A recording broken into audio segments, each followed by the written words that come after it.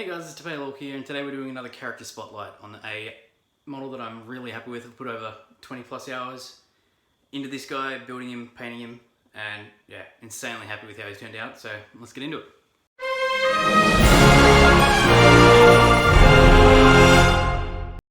So this is my Kit Bash Big Mek with shock attack gun. I'm probably going to be running it as a souped up shock attack gun, and because of all the armor on him, I could very easily, and the size of him, I could very easily and convincingly run him as a mega armored Big Mek. I'm pretty sure.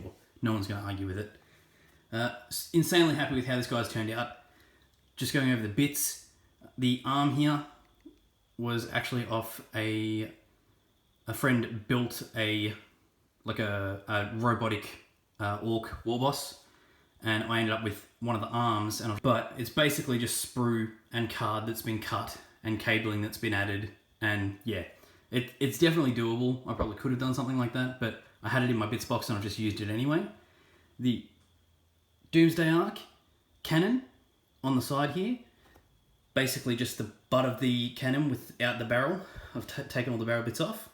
I've used the tried and tested cabling method that I used on my Def Dread to tie everything together and make everything look like it's, again, a bit more thrown together, kind of like trashy, more looted, and just a little bit more hectic. So going over the arm here, I've got the couple of tower bits coming off the side, one of the exhausts off Killer Can, just added armor so that it ties in that arm a bit better. I didn't like the way that it looked, but with the armor over the top of it, it ties in really well. The cabling coming off the side, going into what is a Killer Can backpack or a Killer Can engine coming out the back end. So this is an Assault on Blackreach war boss. So usually he's got a gun here, like a shooter here, power claw off this hand, and the backpack on the back end with a pole. So literally just sawed off the backpack section and cleaned it up, and then had this attached to there.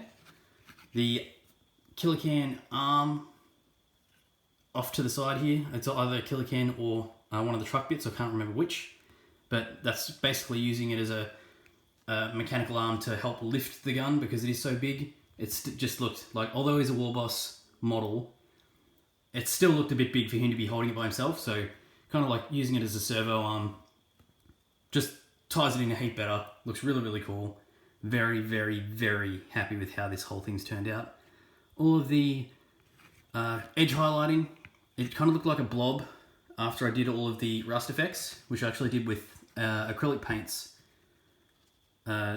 because I did it with terrain, and I'm like, that looks pretty tidy, that looks very good.